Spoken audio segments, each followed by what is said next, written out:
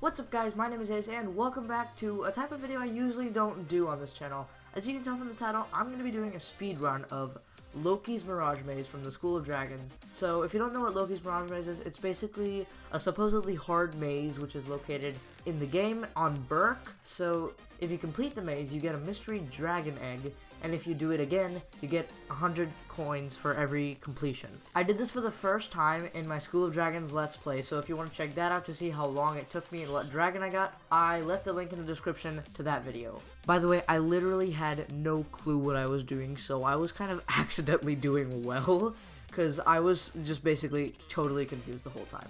So don't expect too much from that. For most people, the maze takes like 20 to 30 minutes to complete, but I tried to do a speed run and complete it as fast as I can, but it took a few attempts to get right. Anyways, the speedrun isn't live because I had to really concentrate. Like, I really wanted to make sure I just focused on the game and not anything else. It took me about 6 or 7 attempts to get right with no mistake, so it's not like I've been practicing for days and days, but it's not like I just did it for the second time, like, you know, I was perfect. I literally just decided to make a video on this because I thought it'd make a cool video, and yeah, I did it. I think my time was pretty good, but I know a lot of people can beat it if they do try, so I'm not trying to set a record or anything here. I'm just doing it for your entertainment. Along the way, I'm going to commentate and teach you guys a lot of tips and tricks for each section of the maze to help you finish it faster. So, without further ado, let's begin. The maze consists of 8 sections. Each section has a different puzzle that I need to solve before I can go on to the next. I'm going to be showing you guys all the 8 sections and their puzzles so you can see what I'm up against before I show you the speed run. The first section is a simple bridge you have to cross, but there's terrible terrors flying around it, which are small dragons that if you hit, you have to restart from the beginning. The second section is just a question about a chemical reaction, and you just have to step on the correct answer and you unlock a door. The third section is about food chain, so you have to follow the chain of food, like plants take in the sun's energy, grasshoppers eat plants, and so on, to find your way out, but I know a quicker way. The fourth section is much like the third section, except drier, because you don't get soaked. You just have to parkour across the correct chain of food to get to the other end.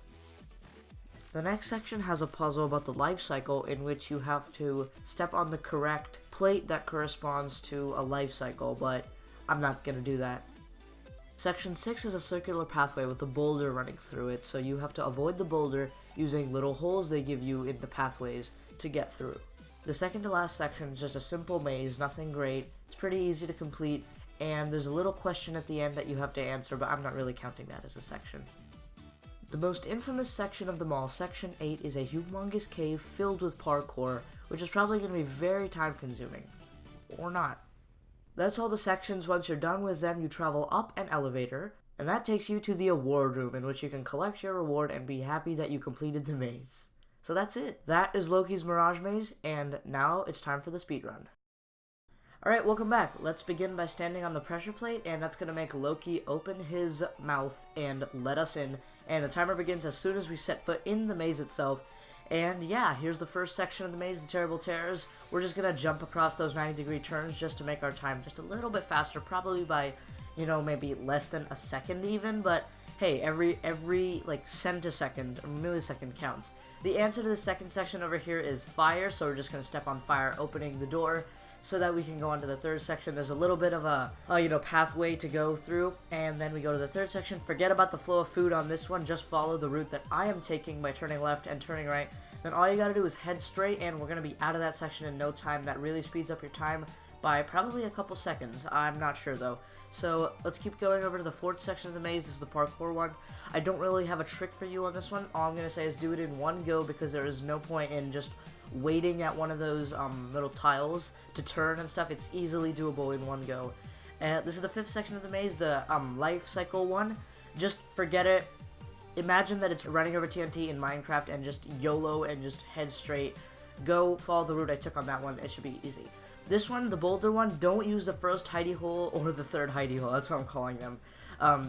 Rest areas, whatever you want to call them, because you don't need them. You're supposed to stop at every one, but the boulder actually doesn't come until you've made it to the second one and the end. So yeah, that's a little trick right there to save you a lot of time. And now we're going to go over to the maze. The maze is just a combination of rights and lefts that I memorized. It only took me about a minute to memorize everything, so I'm pretty sure it should be really easy. That's the only trick I have for that one.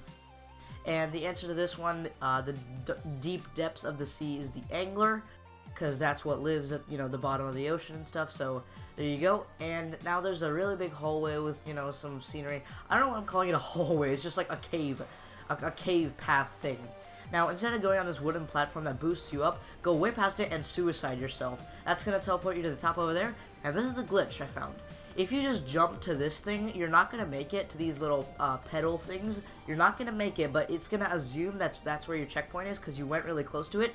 And it's actually going to set you there at that checkpoint, which literally, skips over half of the whole parkour section, which is why my time is so outrageously, small.